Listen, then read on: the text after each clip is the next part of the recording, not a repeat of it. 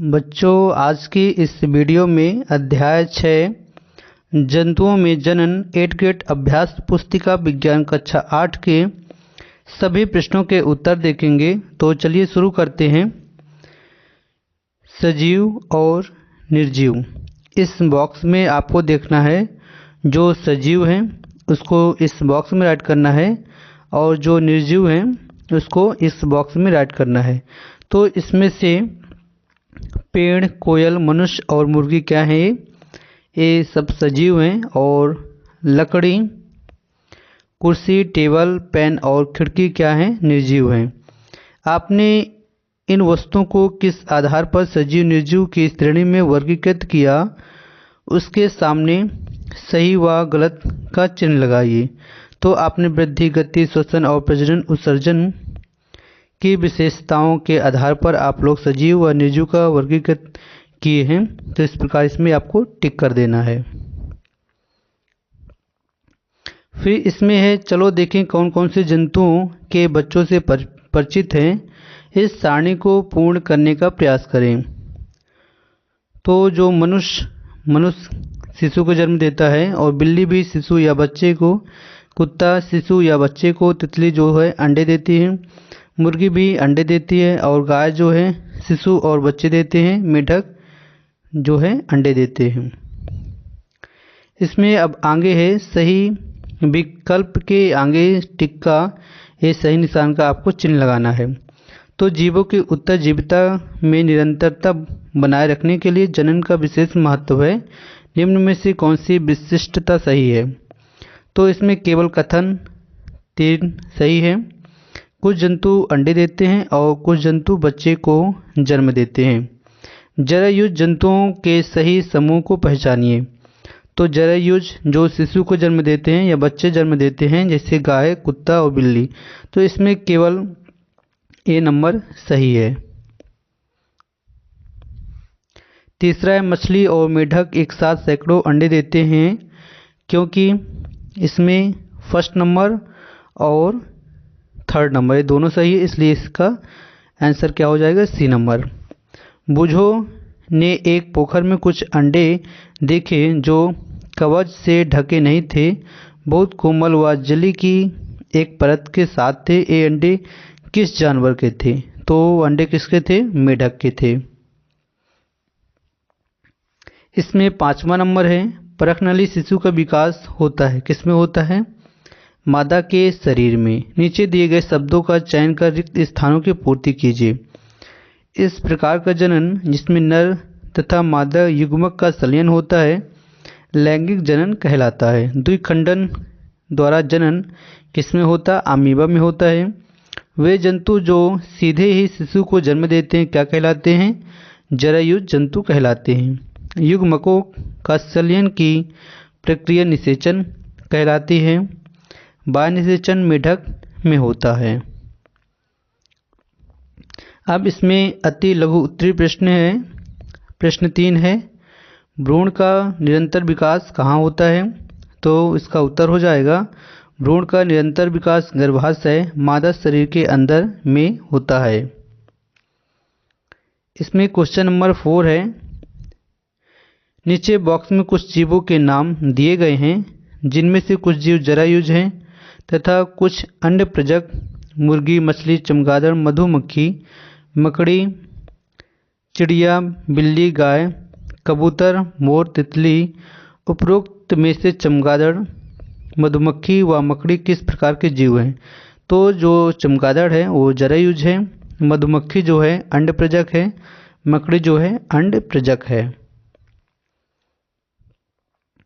इसमें question number 5 है, मेढक के अंडों के ऊपर सुरक्षा के लिए कवच नहीं होते, फिर भी वे पानी के भीतर सुरक्षित बने रहते हैं, ऐसा किस प्रकार होता है? तो इसका उत्तर हो जाएगा, मेढक के अंडे एक जेली जैसी परत से ढके होते हैं जो उन्हें सुरक्षा प्रदान करती है। यह जेली जैसी परत अंडों को सुरक्षित और नम रखती है, जिससे वे पानी में सुरक्षित रहते हैं।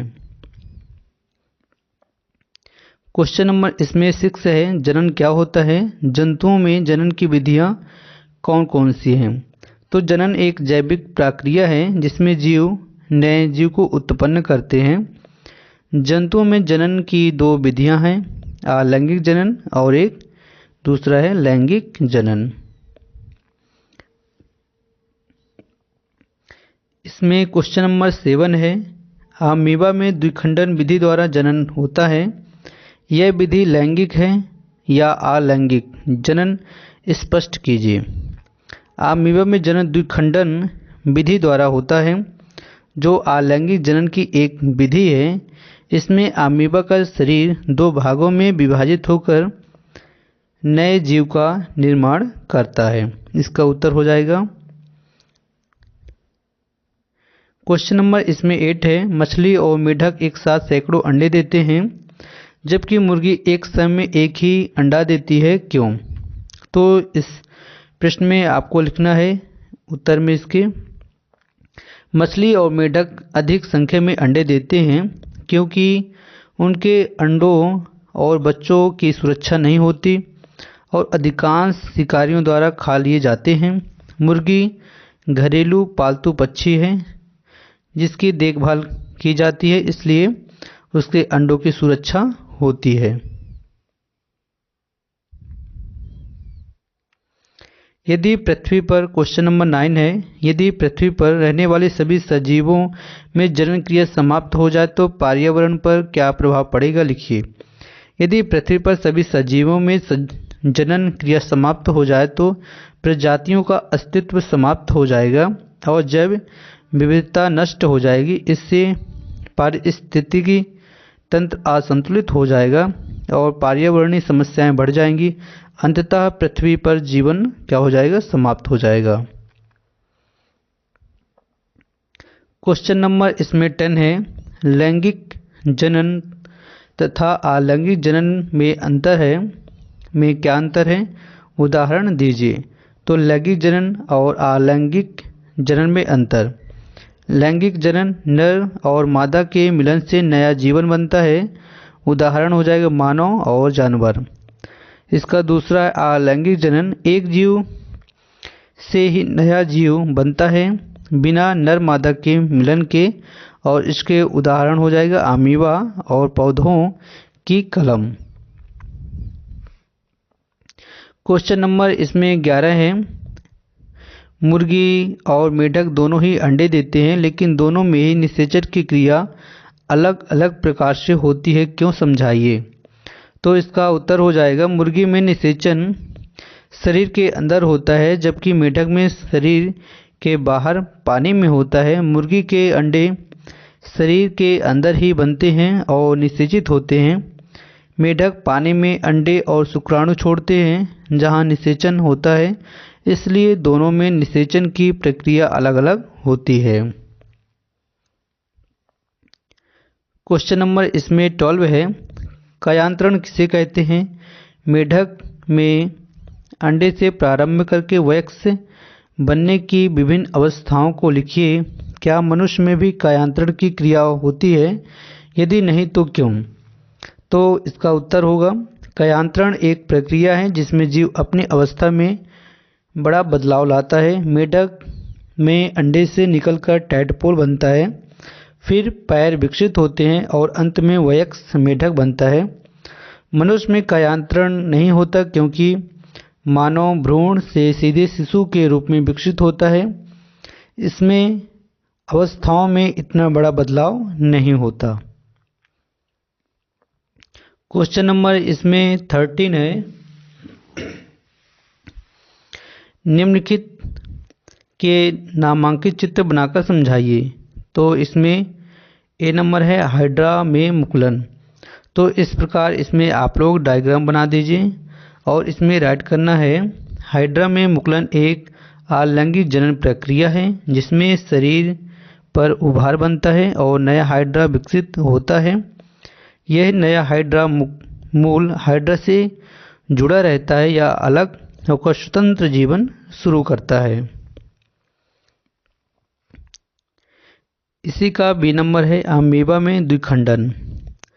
तो इस प्रकार आपको पहले डायग्राम बनाना है और उसमें राइट करना है, अमीबा में द्विखंडन एक अलैंगिक जन्म प्रक्रिया है जिसमें कोशिका दो भागों में विभाजित हो जाती है। प्रत्येक भाग एक नए अमीबा में विकसित होता है। इस प्रक्रिया से अमीबा अपनी संख्या बढ़ाता है। क्वेश्चन नंबर इसमें 14 है, शुक्राणु एवं अंडाणु के संलयन की प्रक्रिया को क्या कहते हैं? प्रक्रिया का नाम तथा वर्णन कीजिए। तो शुक्राणु और अंडाणु के संलयन की प्रक्रिया को निषेचन कहते हैं।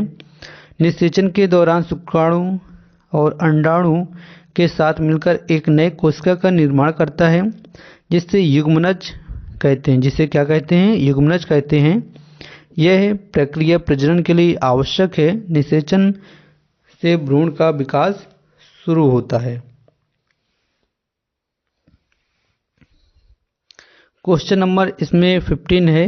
इसमें फर्स्ट है युग्मनज और गर्भ में अंतर। तो युग्मनज और गर्भ में अंतर क्या हो जाएगा? इसमें दो अंतर हैं। कोशिका संख्या, युग्मनज एक कोशिका होती है जबकि गर्भ में कई कोशिकाएं होती हैं। और दूसरा अंतर इसमें हो जाएगा विकास की अवस्था।